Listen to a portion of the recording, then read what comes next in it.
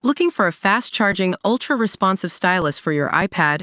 Meet the 2X Fast Charge Active Stylus Pen, designed for 2018 to 2025 Apple iPads. Take your creativity and productivity to the next level. Click the link in the video description to shop now on Amazon.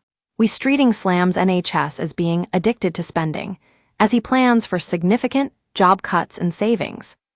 Health Secretary Wee Streeting took aim at the NHS today, saying it's addicted to spending, as he spelled out plans for significant job losses.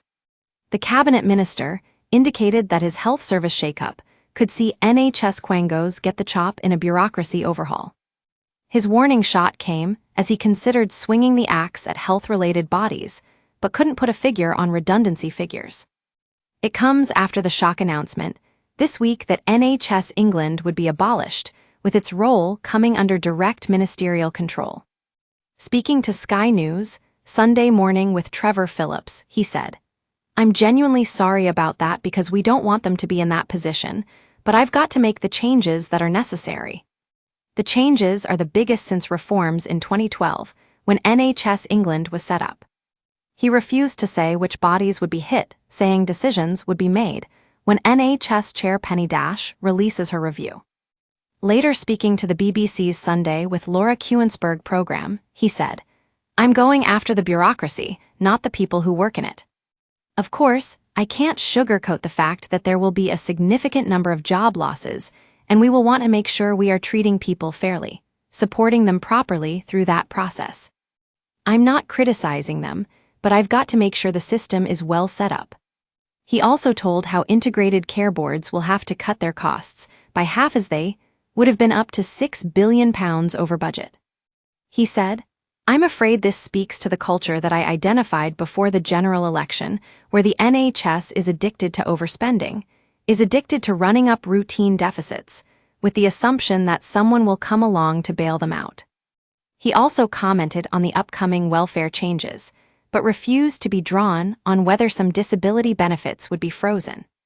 But he did say there has been an overdiagnosis of mental health conditions pushing up costs for the taxpayer. He said, "I want to follow the evidence, and I agree with that point about overdiagnosis. Here's the other thing: mental well-being, illness, it's a spectrum, and I think definitely there's an overdiagnosis, but there's too many people being written off, and, to your point about treatment, too many people who just aren't getting the support they need. So, if you can get that support to people much earlier, then you can help people to either stay in work or get back to work." Keir Starmer is living the Tories' dream. His left-wing Labour backbenchers may loathe him scrapping NHS England and slashing up to 10,000 pen pushers. "For years, we have demanded a bonfire of the quangos, largely useless blood-sucking state-funded bureaucracies, blocking progress and stopping governments doing what voters want. Here is the biggest being hurled on the pyre. More money for frontline services is of course welcome. But even savings of hundreds of millions are tiny within the colossal NHS budget. The main benefit should be greater efficiency, with speedier decisions taken directly by Wes Streeting's health department. Taxpayers detest public sector waste, but their biggest concern by far is not how the NHS is run, but how well it runs. The health secretary must set out exactly how this streamlining will translate into drastically shorter wait times and better patient outcomes. The fact this vital surgery fell to Labour vividly exposes the Tories' failure. It is true they spent years engulfed by Brexit, COVID, and war. But they also simply lacked the stomach to reform the NHS and endure the rage of Labour, the unions, and even the mob on Twitter. Labour has done what the Tories should have sorted long ago. And the PM must now take his chainsaw to hundreds more quangos.